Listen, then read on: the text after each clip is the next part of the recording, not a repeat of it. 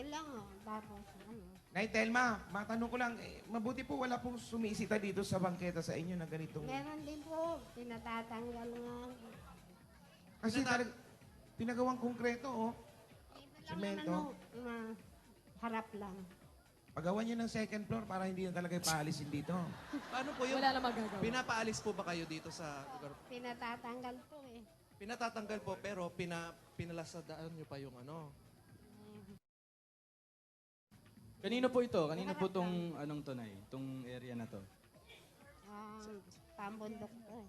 Sakop ng pambundok. Opo, pero kanino po? Sa inyo po ba to? Nabili nyo na po ba yung lupa? Hindi, Hindi hindi. oh. Nag-ano lang kami. Nagpaalam mo kami dyan sa dati sa likod.